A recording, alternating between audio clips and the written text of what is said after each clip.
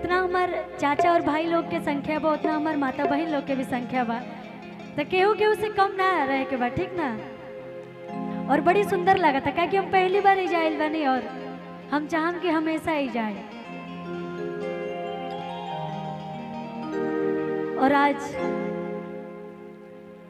गणेश पूजा के शुभ बेला पे आयल बानी जात, हम चाहम कि बप्पा के भी एक बार जयकारा लागे के चाहिए। बोले गणपति बप्पा मंगल मूर्ति। वाह, एगो भक्त माई के दरबार में गई बड़ी और अपना माई से कहतड़ी बड़ी प्यार से,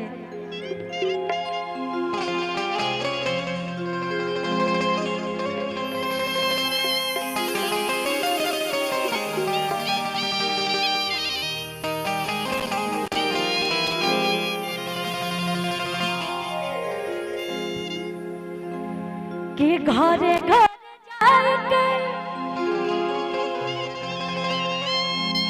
तू भोगवाला गइलू, हमरो नसीब नहीं चरण के दूर,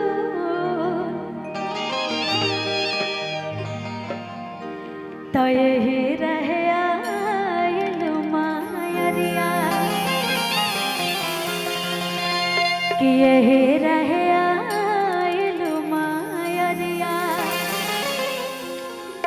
आ हमरो दुआरिया गइलू भोर, आ यही रहे आइलू मायरिया। प्रेम से बोली साचे दरबार की। वाह भैया, हम चाहेंगे कि थोड़ा और ट्रैवल दीजिए, एकदम सॉफ्ट करिए ना, तनी मजा आवे गावे में। क्या बात है?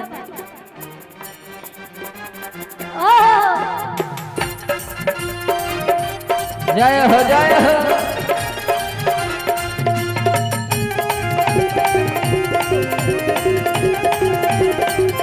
जय हो। कहले भक्त माई से जाके दरबार में कि घर घर जाके तू भोगवाला गइलू, घर घर जाके तू भोगवाला गइलू, हमरो नसीब नहीं चरण के दूर। भैया प्लीज थोड़ा वोकल और उठाइए। खोली खोली और खोली,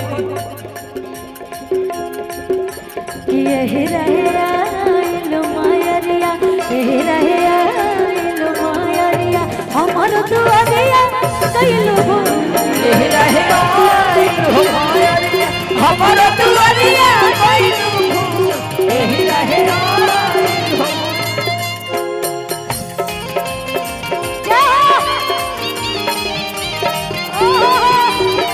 क्या बात है?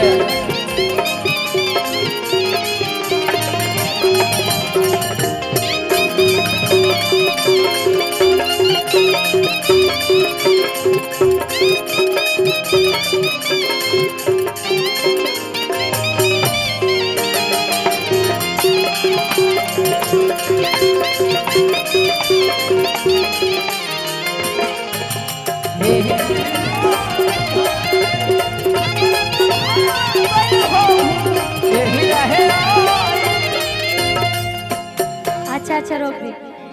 अच्छा हमार माता बहन लोग रवा सबके नींद नहीं खेन आवत, काहे कि देखी जितना भी लोग हमार भाई चाचा लोग बने जा, वहाँ लोग के मौका मिल जाला जागरण में जाए के, चाहे कोनो भी कार परोज में जाए के, लेकिन हमार माता बहन लोग बड़ी कम पहुँच पावे नहीं जा। तो अगर ये मौका मिलल बा तो ये मौका के आनंद उठाई जा। अच्छा जितना लोग बैठल बने अधिकतर लोग शादीशुदा ही नजर आवत तनी, केकरा केकरा लागेला कि हमार पति राम जैसन बड़े, तनी हाथ उठाई जाता। जेके जेके लागेला कि हमार पति राम जैसे मिलल बड़े, बस एगो दुगो नजर आवत तनी जा, बाकी केहू के नहीं के, बाकी गोलू भैया बाकी लोग के रावण जैसे पति मिल गल बड़े का, कोई हाथे नहीं के उठावत। अच्छा अरे वो सबके रावण जैसे पति तो नहीं के ना मिल गई। मान ली अगर ऐसा समाज में हाथ ना उठाई जा तब बेइज्जती न हो जाइए। ऐसे ही समाज में हाथ उठाना चाहिए अगर सम्मान की बात आ जाए तो। जिसको जिसको लगता है मेरे पति राम जैसे जरा हाथ उठाएंगे। वाह क्या बात है। मेरी भी ऐसे ही कुछ ख्वाहिश है, बताएं। हम अपन ख्वाहिश बताओ थे कि सासु चाहे माए जैसन, अच्छा आ देवरा छोट भाई जैसन, सही में कि सासु चाहे माए जैसन, वाह आ देवरा छोट भाई जैसन, होखे जब बियाह बाबा कि राम जी के जैसन होखे हमारो दुल्हा ये बाबा, राम जी के जैसन होके हमारो दुल्हा ये बाबा, राम जी के जैसन होखे हमारो दुल्हा ये बाबा, राम जी के जैसन होके हमारो दुल्हा ये बाबा। सासु चाहे माए जैसन, देवरा छोट भाई जैसन, सासु चाहे माए जैसन, देवरा छोट। अच्छा रोके। और ये हमारे गोलू भैया के तरफ से ये आशीर्वाद मिलल बा। ये आशीर्वाद हम कबो खर्च ना करब, ये अपना पॉकेट में हम बचा के रखब। बड़ी बड़ी मतलब किस्मत से मिलेला, पॉकेट में ना अकाउंट में डाल। गोलू भैया के हाथ से मिलल बा, ये बहुत बड़ा आशीर्वाद बा हमरे खातिर। ये हम कबो खर्च ना करब, ये हमारे पॉकेट में ऐसे ही रही। चली बहनी हो गई। आप बहुत बहुत धन्यवाद भैया के कि राम जी के जैसन चाहिए हमारो दुल्हा ये बाबा, राम जी के जैसन चाहिए हमारो दुल्हा ये बाबा, राम जी के जैसन चाहिए हमारो दुल्हा ये बाबा। क्या बात है, जय हो भाई बाबा। राम जी के जैसन चाहिए हमारो दुल्हा ये बाबा, राम जी के जैसन चाहिए हमारो दुल्हा ये। लेकिन भक्त गईली तो काली माई से के हे माई, आखिर वो सबका दुआरे गईली हम, हमरा से कौन ऐसा भूल हो गई जे हमरा दुआरे ना आईली हम। कहली कि घरे घरे जाए के तू भोगवा लगाई, घर घर जाए के तू भोगवा लगाई, घरे घरे जाए के तू भोगवा लगाई,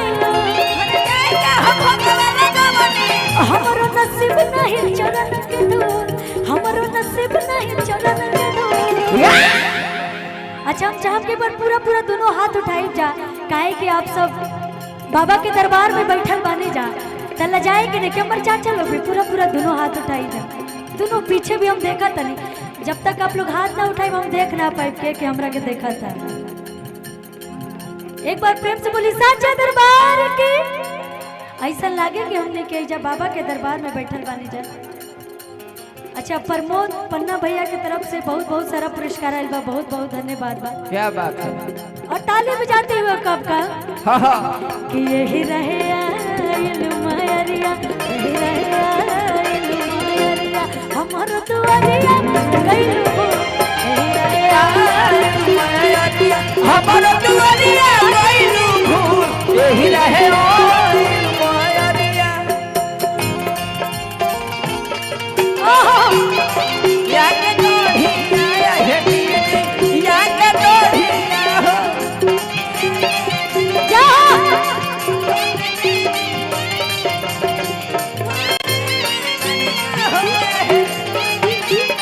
क्या बात है उपेंद्र भैया।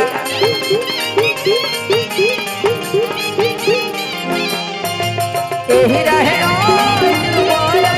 हमारा दुआरिया गइल हो, यही रहे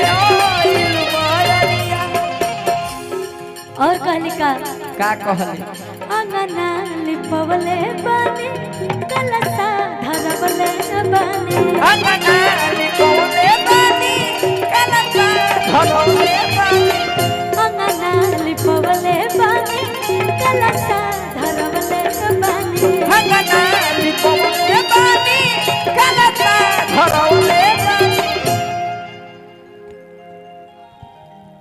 और यही गाने हाँ जी कहली का कहली कि अरे गलती का पहलू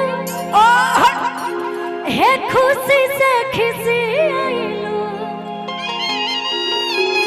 तोहरे में कमी बा, तोहरे में हमरे में कमी बा, हो सकता है भक्ति में कहीं चूक हो गई लोग हाँ हाँ कि गलती का पहलू है खुशी से खिसी आइलू हाँ हाँ हाँ गोलू के भगत न कइलू कबूल धनंजय के भगत न कइलू कबूल कहाँ से कबूल करी कि यही रहे आइलू मायरिया यही रहे आइलू मायरिया हमार दुआरिया यही रहे आइलू मायरिया हमार दुआरिया